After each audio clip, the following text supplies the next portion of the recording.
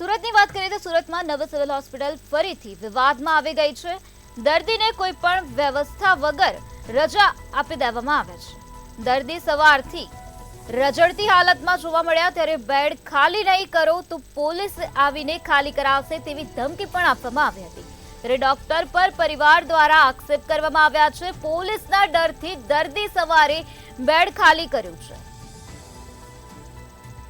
મીડિયાએ દર્દીની નોંધ લેતા સિવિલ તંત્ર દોડતું થઈ ગયું છે। દર્દીને ફરીથી વોર્ડમાં દાખલ કરાવવામાં આવ્યો છે।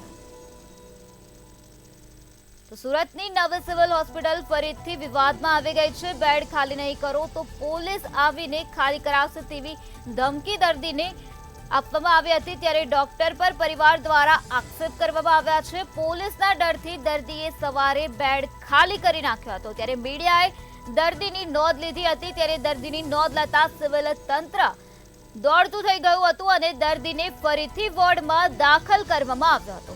દર્દીને કોઈ પણ પ્રકારની વ્યવસ્થા વગર જ રજા આપી દેવામાં આવે છે। દર્દી સવારથી રજડતી હાલતમાં જોવા મળ્યો હતો, પરંતુ તેઓને કહેવામાં આવ્યું હતું કે બેડ ખાલી નહીં કરો તો પોલીસ આવીને ખાલી કરાવી દેશે।